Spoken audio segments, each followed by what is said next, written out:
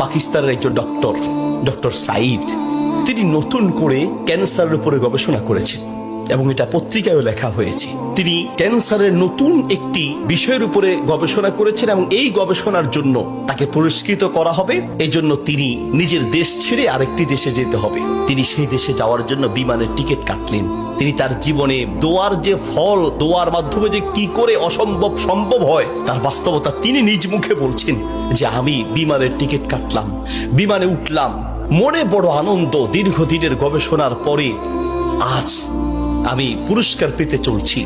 বিমানে ওঠার পরে 1 ঘন্টা কোন রকম বিমান চলার পরেই আমাদেরকে পাইলট বলল যে আপনারা বেল শক্ত করে বাঁধেন, কারণ বিমানের যান্ত্রিক ত্রুটির কারণে সামনে আগাতে পারবে না। আশেপাশের যে কোনো একটা এয়ারপোর্টে আমরা সুযোগ পেলেই সেখানে ল্যান্ড করব। তিনি বললেন। কিছুক্ষণ পরেই বিমানটা ল্যান্ড করলো। আমি একেবারেই ভেঙে পড়লাম যে আমার বোধহয় যাওয়া হবে না।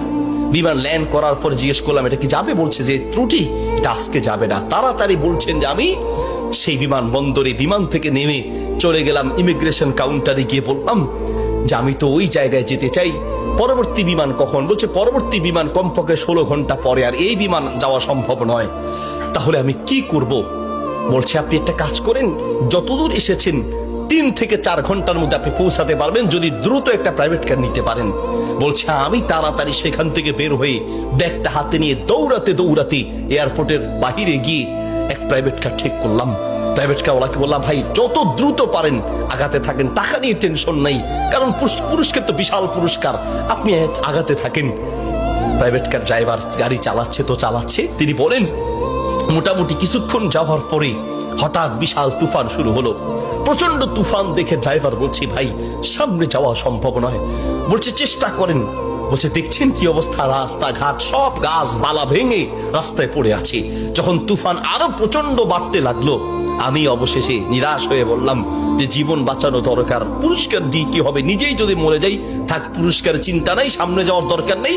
আশেপাশে বাড়ি ঘর দেখলেই কোন একটা বাড়ির সামনে গিয়ে দাঁড়ান, বাড়িতে গিয়ে অন্তত নিজের জীবনটা বাঁচাই। একটা ঘর দেখতে পেলেন, ড্রাইভার সেই ঘরের সামনে গিয়ে দাঁড়ালেন, দরজায় নক করলেন। একজন বুড়ো মহিলা বের হয়ে দরজা খুললেন। বলছে বুড়িমা আমরা মেহমান বিপদে পড়েছি, বাহিরে তুফান চলছে, একটু আশ্রয় চাই, কোনো পুরুষ থাকলে বলেন। বলছে ভিতরে চলে আসেন, কোনো পুরুষ আমার ঘরে নাই, তবে আপনারা বসেন, নিশ্চিন্ত থাকেন, আমি আপনাদের মেহমানদারির ব্যবস্থা করি। বলছে ঘরে পুরুষ নেই তো কোথায় গিয়েছে? বলছে কি বলবো দুঃখের কথা, কিছুদিন আগে আমার ছেলে এবং আমার স্বামী তো আগেই মারা গিয়েছেন, আর কিছুদিন আগে আমার ছেলে এবং ছেলের বৌমা দুইজন একসাথে অ্যাক্সিডেন্ট করে দুনিয়ার থেকে বিদায় হয়েছেন। বাড়িতে শুধু আমি আর আমার নাতিটা আছে। বলছে আপনারা বসেন, একটু মেহমানদারি ব্যবস্থা করি। মেহমানদারি হিসেবে কিছু খাবার দিয়ে ডক্টর সাইদের সামনে দিলেন, আর বুড়িমা তিনি নামাজে দাঁড়ালেন। নামাজ শেষের দিকেই তার নাতি হাউমাউ করে চিৎকার করে কান্না শুরু করলেন। প্রথম থেকে কাঁদছেন অল্প আস্তে আস্তে, পরে প্রচন্ড চিৎকার। ডক্টর সাইদ বলেন বুড়িমা আপনি কি করছেন, একটু নাতিটাকে নিয়ে আসেন, এইভাবে কাঁদছে কেন? পরে নাতিটাকে কোলে করে নিয়ে আসলেন। ডক্টর সাইদ জিজ্ঞেস করলেন যে তার চেহারা পুরো নীল হয়ে আছে, তার কারণটা কি, ওর কি রোগ হয়েছে? বলছে ডাক্তার সাহেব কি বলবো দুঃখের কথা, আল্লাহ আমাকে পরীক্ষা করছেন। আমার স্বামী তো অনেক আগেই দুনিয়া থেকে বিদায় হয়েছে, আমার সম্বল ছিল আমার ছেলে, সেই ছেলেটাকে আল্লাহ নিলেন, ছেলের বৌমাকেও নিয়ে গেলেন। আমার এই নাতিটা কোন রকমে আমার কাছে ছিল, তাই সে যায় নাই, এই জন্য অ্যাক্সিডেন্ট করে তারা মারা গিয়েছে, কিন্তু ছেলেটা রয়ে গেল।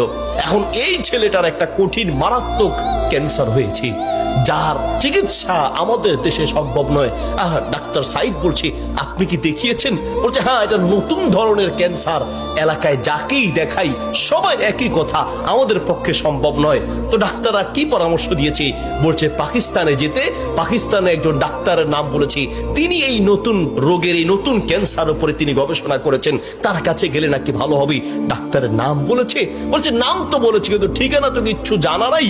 কিন্তু আমার বিশ্বাস, আমি প্রত্যেক নামাজের পরে এবং সেজদায় কি আল্লাহর কাছে দোয়া করি, কারণ আমার বিশ্বাস মানুষের পক্ষে অসম্ভব হতে পারে, আল্লাহর পক্ষে অসম্ভব বলতে কিচ্ছু নাই। আল্লাহু আকবার। আমি প্রতিদিন নিয়মিত আল্লাহর কাছে দোয়া করি, মালিক আমি তো সেই ডাক্তার হসপিটাল কিচ্ছু চিনি না, আমার পক্ষে চেনা সম্ভব নয়, তার কোনো ঠিকানাও কারো জানা নাই।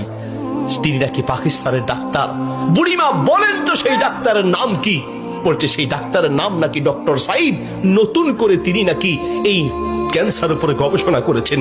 বলছে বুড়িমা কসম করে বলেন তো ডাক্তার সাইদের সাথেই আপনাকে দেখা করতে বলেছে? মহিলা বলছে ভাই আপনি মেহমান মানুষ, আমি কেন আপনার কাছে মিথ্যা বলতে যাব? ডাক্তার সাইদ তিনি নাকি নতুন করে ক্যান্সার উপরে গবেষণা করেছেন, আপনার বাড়ি কোথায়? ডাক্তার সাইদ বলল বুড়িমা আমি আপনাকে কসম করতে বলেছি এই জন্য যে আমি বড় অবাক হয়েছি, আল্লাহ যে বান্দার দোয়া কিভাবে কবুল করেন, আল্লাহ যে মানুষের দোয়া কিভাবে কবুল করেন, আমি এখন বুঝতে পেরেছি কেন আমার বিমান নষ্ট হয়েছে, আমি এখন বুঝতে পেরেছি কেন আমি প্রাইভেট কারে উঠেছি, আমি এখন বুঝতে পেরেছি কেন তুফান শুরু হয়েছে, আমি এখন বুঝতে পেরেছি লক্ষ লক্ষ বাড়ি ঘর থাকতে কোথাও না গিয়ে আপনার বাড়িতে কেন এসেছি, আমি এখন বুঝতে পেরেছি আল্লাহ বান্দার দোয়া কিভাবে কবুল করে। বুড়িমা আপনি যে ডাক্তার সাইদের জন্য দোয়া করছেন সেই ডাক্তার সাইদের কাছে পাকিস্তানে যেতে হবে না, টেনে টেনে তাকে আপনার বাড়িতে নিয়ে এসেছেন, আমি ডাক্তার সাইদ আপনার বাড়িতে উপস্থিত আছি। আল্লাহু আকবার। প্রিয় ভাইয়ের আমার, আসা আন তাকরাহু শাইআন ওয়া হুয়া খায়রুল লাকুম ওয়া আসা আন তুহিব্বু শাইআন ওয়া হুয়া শাররুল লাকুম। আল্লাহ বলে বান্দা শোনো, আমরা অনেক সময় দোয়া করতে গিয়ে আমরা অলসতা পেশ করি, অথবা অচেতন হয়ে যাই, অথবা দোয়া করার ক্ষেত্রে আমাদের ইয়াকিন থাকে না। কারণ হুজুর কত দোয়া করছি, কত বলছি আল্লাহর কাছে, কই না হুজুর আল্লাহ তো শুনে নেই, ঠিক না? অনেকের কথা অনেক হুজুর দোয়া করার জন্য বলেন, কত দোয়া করছে হুজুর, তাহাজ্জুদের সময় দোয়া করছি, শেষ রাতে দোয়া করছি, চোখের পানিতে মুখ ভাসিয়ে দোয়া করছি, কত চাইছি আল্লাহর কাছে, হুজুর আল্লাহ দেয় নাই। শোনেন আল্লাহ বলেন বান্দা মাঝে মাঝে আমি, তুমি চাও আমি দেই না, এই যে আমি দেই নাই হতে পারে আমি এই না দেওয়ার মাঝেই তোমার কল্যাণ আছে। আল্লাহু আকবার। আমরা জানি না, হতে পারে ওই যে আল্লাহ দেয় নাই সেটার মধ্যেই আপনার জন্য কল্যাণ দিয়েছি। এই জন্য দোয়া করবেন, পান বা না পান দোয়া করে